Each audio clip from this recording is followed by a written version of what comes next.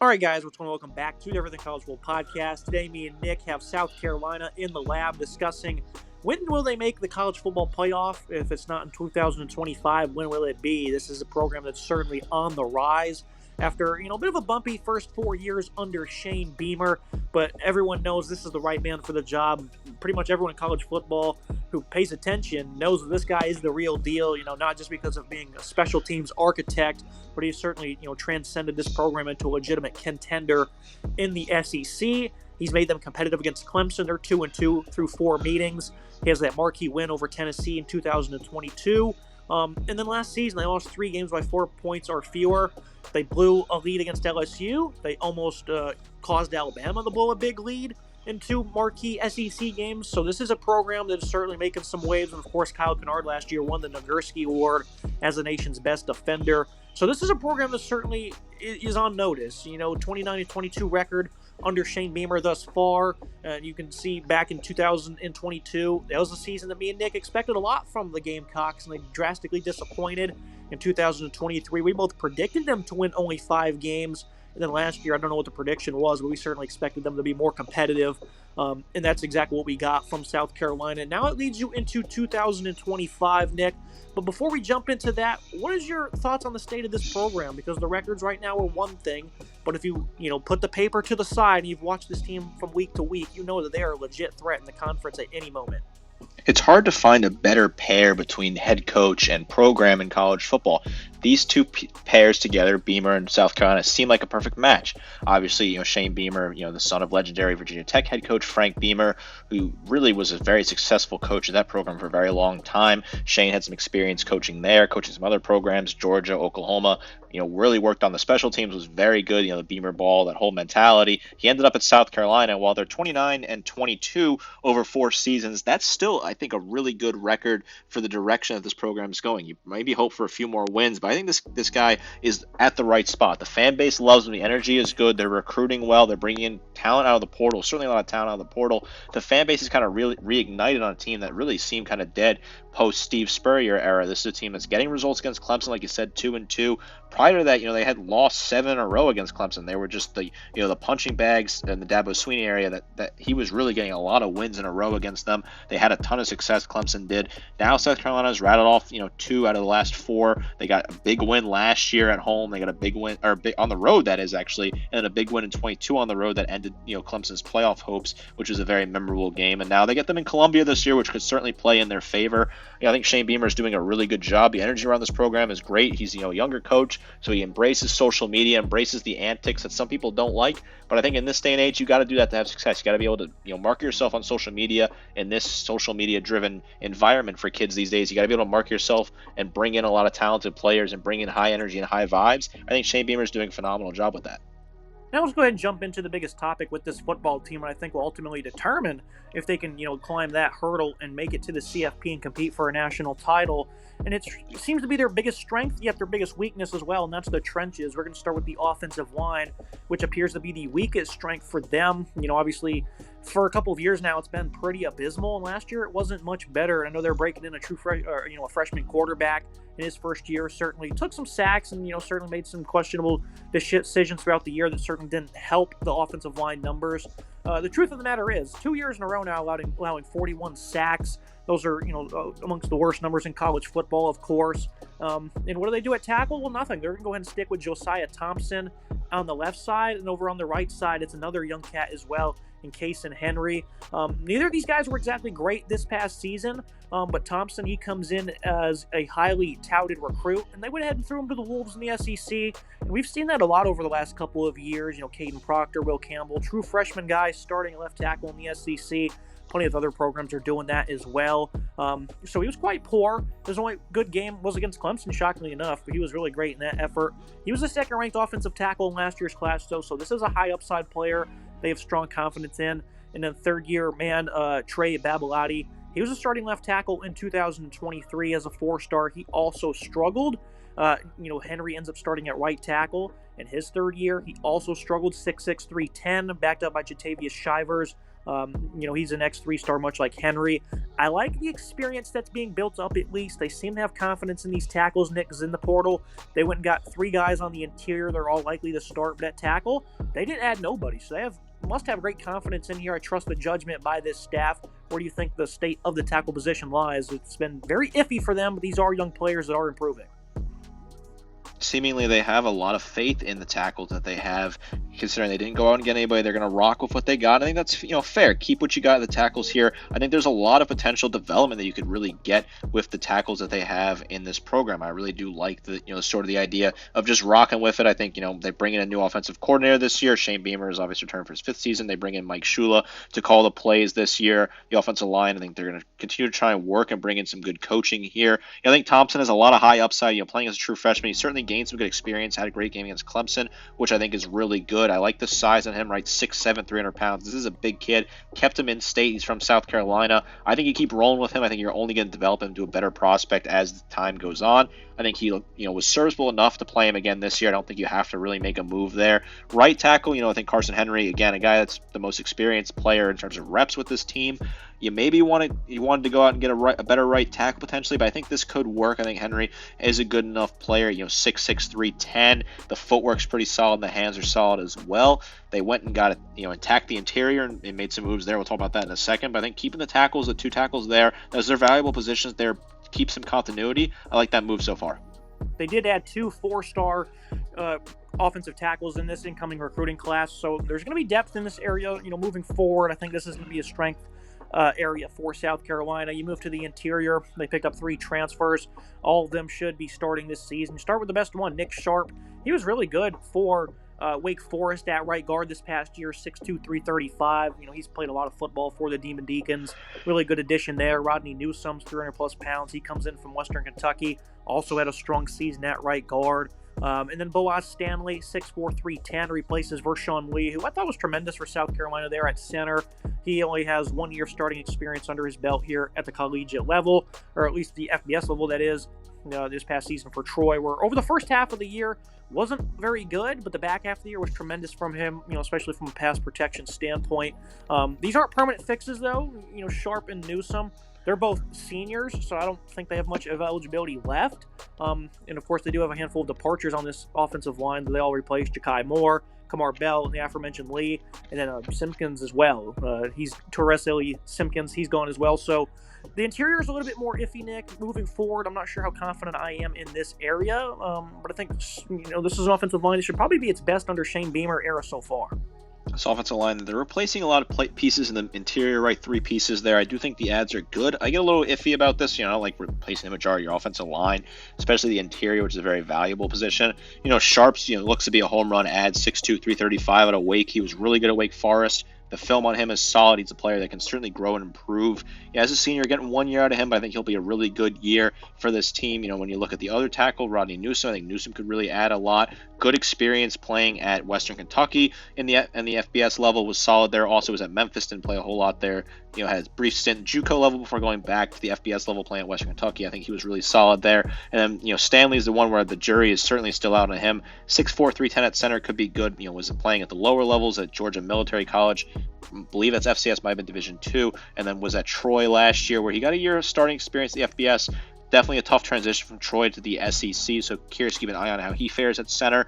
I think this offensive line has good size, right? Like what the size is there. I think the footwork's pretty solid on most of these guys. The hands are good as well. The size, like I said, I love the size. Some of the experience, though, I question it. We'll see how it develops. It's certainly a tough schedule for South Carolina this year. They're going to face some tough challenges early on. These guys got to be on their toes. They got to be strong, protect the quarterback. Yeah, Trevon Baugh. On the depth chart, I think he'll battle for starting on this year. He was a starter in 2023. He was average. He wasn't abysmal, but he wasn't great either.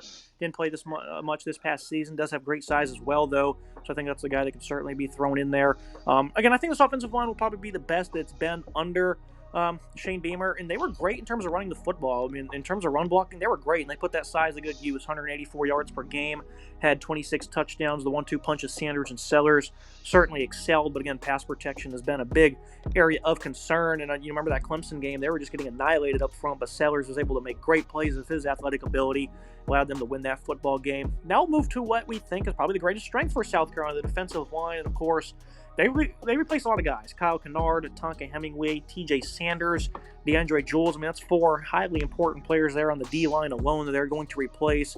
But I don't think they're going to fall off too tremendously here on this side of the ball. They're going to be led by Dylan Stewart, who, as a freshman last year, was very tough. He leads the edge department here. It really made his presence felt early on and throughout the season.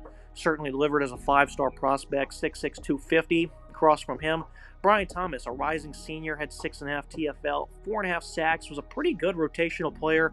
His best play came across the back half of the season, so they're hoping to have that momentum rise into 2025. And then some of the other guys they picked up, they added Jalen Brown. He was 120th ranked recruit in last year's class, transfers in from Missouri, noted as an athletic, disruptive edge out of high school.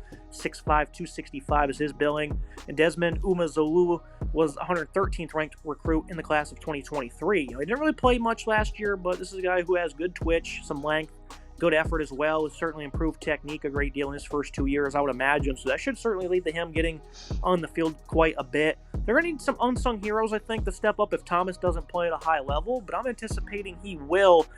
Just focusing on this edge department, Nick, where's your confidence? Because, Stewart, he's one of the top players in college football after a phenomenal debut season, but the loss of Kennard is going to be felt. The loss of Kennard is certainly a big one here, right? 16 tackles for loss, 11.5 sacks for Kennard last year. A nationally awarded player, an All-American, obviously. So that's a tough loss for sure. I think Thomas and Stewart's a really good 1-2 punch. They each had 23 total tackles this year. Thomas had 7 tackles for loss, 4.5 sacks, while Stewart had 11 and 6.5 respectively. Also had a pass breakup and 2 fumble recoveries and 3 forced fumbles for Stewart. So a bit of an animal as a true freshman. This is a guy that can certainly continue to develop. I think he's really good coming off the right there. Really good motor. He really gets off the line very quickly. Really solid in that regard. I think he's a really talented piece. I like what they have on the edge. I think this edge is still really good. Yes, they got to replace some talented pieces, but I think they'll still be able to get a ton of pressure. This team wreaked havoc last year on quarterbacks. They got tons of pressure early on in games. They put a lot of pressure on the quarterback that really made you uncomfortable, and that was a big key to success. And I can see them doing the same thing this year. Yeah, on the interior defensive line, they're also going to be replacing a lot of that aforementioned heat. They're replacing them with a handful of transfers here. The most notable one is going to be Gabriel Brownlow-Dindy. He spent 3 years at Texas A&M. Barely played for the Aggies. 6'3", 310, though, was an ex-high-ranked 5-star of his own. He can make an impact if he plays up to his potential, and we just haven't seen it yet. I definitely think we'll start to see him play his best ball of his career, though, now that he's at SC. Top-ranked JUCO player in the country, Xavier Hardy, moves to Columbia with 2 years of eligibility left. 6'6", 280. JUCO guys are either hit or miss, quite frankly, so there's no assumption it's going to be made on his impact or if he'll even play at all. But again, he is the top ranked, and they were able to flip him from, I think it was Mississippi State at last moment. So they must have him in some type of future plans. Devontae Miles from Bowling Green, 6'5", 275. He wasn't all that good, but someone, again, they must see some potential in if they made the phone call to him with a lot of nice defensive linemen that were in the portal. They returned Monkel Goodwin, 311-pound interior guy, played less than 200 snaps last year. Vets Nick Barrett, Rondarius Porter played sparingly last year. So this is a defensive line that certainly takes a bit of a hit in terms of depth. But overall, I think this is a great D-line because I have faith in the development process. That proved to be strong. Everyone they lose outside of Kennard were seniors or super seniors from within the program. So they're able to develop these guys under Travion Robertson. He's done a great job as a defensive line coach. And, I think they're going to do good. They can be as elite, number 1 ranked like they were last year. Maybe not, but this is not going to be a weakness at all, Nick.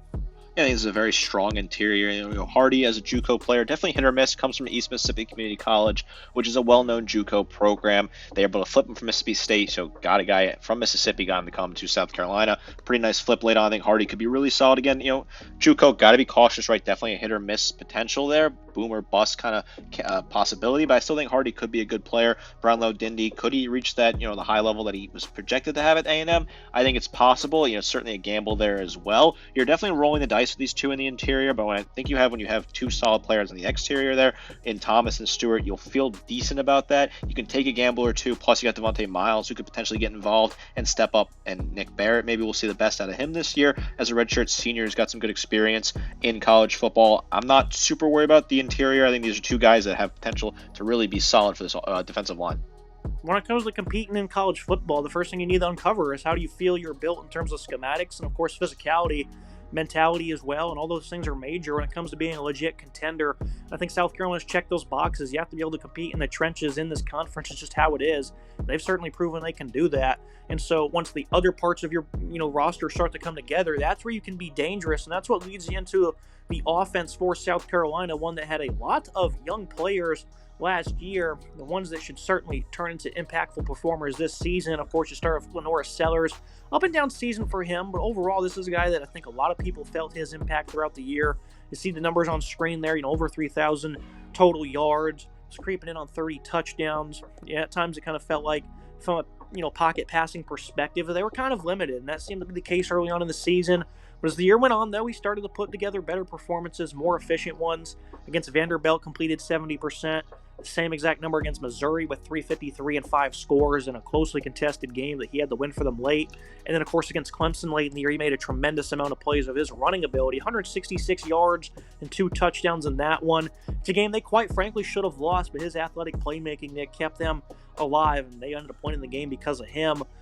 This is a great dual threat player, though. Love the size on him, of course, 6'3", 242, and with experience now as a redshirt sophomore, he's only going to get better.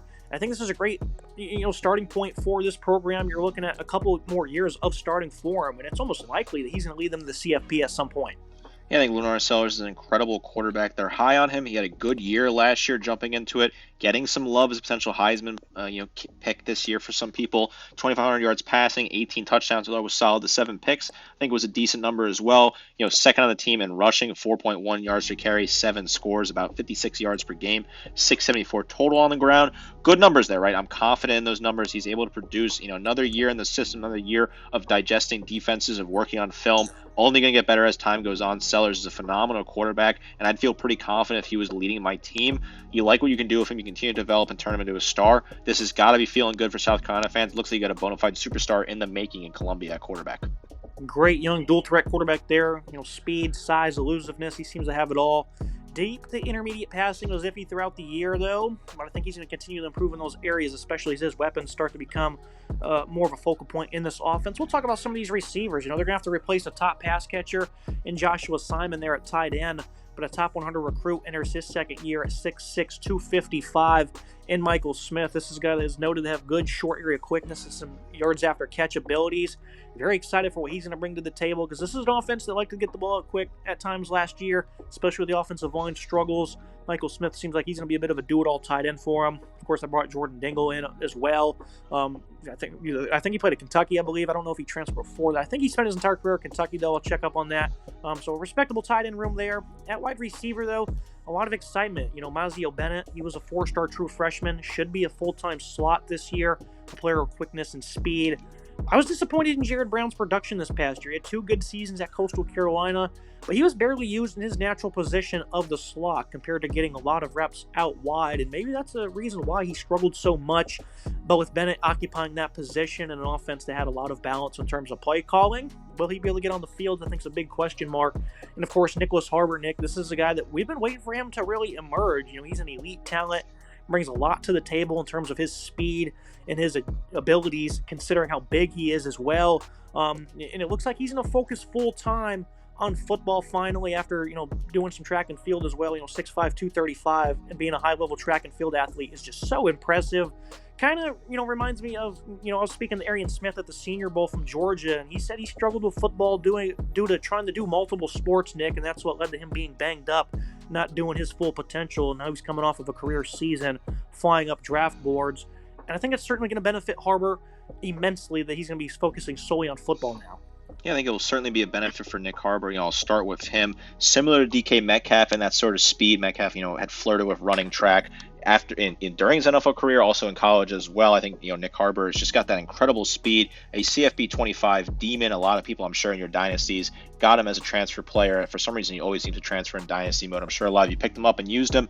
He is so fun to play with in that game, and he's had a good season last year in real life. But I think he can continue to develop. Right, second leading pass catcher on the team in terms of yards with 376 yards, 14.5, and 3 scores for him. But you can expect more out of this guy this year. I think he can really step up, focusing fully on football. I'm really excited to see what he can do. That frame and that speed is a deadly combo. If the quarterback's going to be more accurate, they get him involved more this year. I think he'd really be solid at that wide receiver X position. You can move him around, get him involved. Bennett's really solid as well. I think Bennett's a really good player in the slot. A younger player who's got some good experience last year as a true freshman, 337 yards this past season. 11.2 yards per grab and 3 scores for him. Solid numbers there. Jared Brown's been solid as well, even playing out of position. 16.3 yards per grab and a score for him. And I think the tight end position, I'm not super worried about it, even if they lose Simon. I think they have a really good number 2 replacing him now in Michael Smith, who had 10 grabs and a touchdown last year. In his first season, he will continue to develop as a solid prospect. I think he'll be good at tight end. I like this room from the offset there, right? Those are 4 really solid players that could be involved. They brought in a decent recruiting class of solid freshmen that can get involved in this offense as well. I think the ceiling is very high on this passing group. Really skilled here. A lot of speed, some physicality at the tight end position as well. Could really bode well for this offense. After that, depth is kind of scarce at wide receiver. They did bring in 5 freshman wide receivers. There were either 4 or 3-star recruits, including Jaden Sellers, Norris's younger brother. I think there's going to have to be some unsung heroes in this wide receiver department as well, and I think you'll certainly see them. I like this offense. I like what they bring to the table. I think the offensive line should be improved. Rushul Fajon's a pretty good 1,100-yard rusher from Utah State. And behind him is Oscar Attaway. Kind of still fits the theme what they had last year. He's a bit of a bowling ball type back. He's got great size. He's a nice power runner. He's been around a long time in college football, it seems, at this point, at 6 foot, 223 pounds. So this is a good offense, I would say. How elite can they be? Well, I'm not sure. I know late in the year we saw the potential they had, but there was a lot of inconsistencies, and that's totally expected, Nick, with the O-line being as bad as it was and the quarterback being young. So I think a lot of those inconsistencies will turn into strengths for this offense. And I'm very excited for them. 30.5 points per game this past season. They can certainly, I think, with that 35-point per game mark, this will be a tough team to slow down. This will certainly be a tough team to slow down. I think they brought in a solid back in Faison, who comes over from Utah State, who had nice production out there for the Aggies. A solid add, in my opinion, a guy that's got good experience. You plug him in as your number 1. I think Attaway is also a nice, bigger back, about 300 yards on the ground last year for him and 3 scores coming back. Decent 1-2 punch there. It certainly is no, Raheem Sanders, but when you have the leg threat of Lenora Sellers, I think it really does take a little bit of stress off your running game and can allow for to have maybe a lower average back in Faison and Attaway, but I still think Faison has a lot in the tank and can really provide a lot for your offense. Now to cap things off, we'll move to this schedule. It's a tough one, right? It's a typical SEC schedule. Start the year in Atlanta against Virginia Tech. That's an interesting game. I think that one might be closer than most will anticipate, but VT's obviously been a pretty disappointing team as of late. You host Vanderbilt, who's all of a sudden very competitive. On the road against Missouri can be tough. Kentucky, you think they'll probably have a better season they did last year? Maybe not, though. I think the biggest thing here, Nick, this is where the season will be made or not made, is, in between those 2 bye weeks, sandwiched in between there is 4 games, 2 of them on the road at LSU and at Ole Miss, and then you have Oklahoma and Alabama home games in between that to round out October. And, of course, Clemson and Texas A&M are still on the docket as well. It's going to be hard for this team to make the playoffs. A lot of people are campaigning for them as a 9-3 team to potentially get in, and I don't think you're going to get that much help like you did last year. So 10 wins is what this team's going to have to accomplish, I think, to reach the playoffs in 2025. Do they have enough steam to get it done? I don't know if they have enough steam. This is a very tough schedule. You and I were talking about this earlier where, all the schedules in the SEC are tough, but South Carolina gets that extra added toughness every year because they have Clemson baked into their schedule guaranteed. And that's a high-level ACC opponent, one of the best teams in the conference pretty much every year for the past 10 years that you got to play every single year home and away. You got to travel to Clemson. You got to host them as well. That's a tough thing to add to your schedule, right? There's not a lot of teams that have this sort of tough buffer rivalry game thrown in when you look at the other 2 teams that have major ACC rivals, Georgia and Florida. Florida State's been down a couple times recently in recent years. Georgia Tech's not been at the highest level for Georgia. So this is a tough matchup for South Carolina that you get guaranteed every year. Plus you add Virginia Tech in a neutral site game, the Aflac kickoff game, Mercedes-Benz. I think they still win that game. I feel pretty confident against the Hokies, but that's a team that can catch you off guard. Also kind of fascinating playing an in-state school in Coastal Carolina to round out towards the bottom part of the season. Kind of an odd matchup. I really thought that was interesting to see there. When you look at the conference play, right, all the conference schedules in the SEC are tough. This one's certainly difficult between the bye weeks. A bit bold to South Carolina to make Alabama their homecoming game. The crowd will be very amped up for that matchup on October 25th. Very cheeky there from Shane Beamer picking the Crimson Tide to be your homecoming matchup. Very interesting move instead of picking a lower tier opponent like most SEC schools do. Got to play Oklahoma as well. What are they going to look like this year? The 2 road trips, certainly tough to travel to Tiger Stadium in any sort of atmosphere, especially at night. And then Ole Miss, that's a team that's got a lot of fire. They want to be able to go to the college football playoff. They're going to be playing hard. Kentucky, I think that team could be better this year. Really, still the jury is out on that one. That's one I got to look into certainly in the offseason. Vanderbilt as well. They're up and coming. Clark Lee has done a really good job. Can they go and steal a win in Columbia? Certainly possible. Missouri, I'm not as high on as most people, so I don't think that's the toughest schedule in the world. But a trip to the other Columbia is never particularly easy. It is a far distance from South Carolina. Overall, this is a tough schedule, right? Might be the toughest in the SEC, depending on how you want to look at it. Maybe there's a schedule or two out there that could be tougher. But this is very difficult. If this team once gets to the playoffs, they're going to have to win some big games, get some big opponents. Going to have to, win tough games on the road. You want to get to the playoffs, you're going to have to win at least 2 of the 3 against LSU, Ole Miss, and A&M most likely, if you want to drop one at home to Oklahoma or Alabama or potentially Clemson. So tough schedule, certainly. This will be very difficult, but this is a very talented team, and Shane Beamer's a great coach. So there's a team that could find a way to shock some people and get the job done. I think the Gamecocks could be one of those teams. Yeah, we won't do predictions for a couple of months, but I'm assuming I'm probably going to have at least 9 wins in here, maybe even 10. Just an assumption at this point, but I certainly think this is the time for this team to, step up and start to, clear those hurdles and beat these opponents that they've not been able to get over. They should have beat LSU. They should have went to overtime at least with Alabama. They had that 2-point conversion right there, wide open. He ended up missing the throw. I mean, so those are 2 games that could easily flip the script. And if they win those, they're in the playoffs. Next, not probably. They are in the playoffs. So that's just as the game eventually again, it comes down just to that. And it's heartbreaking stuff for South Carolina. So you got to put it behind you. 2025 will be a new year, but I think this team will be very good and very competitive. Can't wait to see how it all goes down. As always, Nick, appreciate you joining me. Fun discussion here with the Gamecocks, a team that we don't always give love to, but one that we certainly pay a lot of attention to.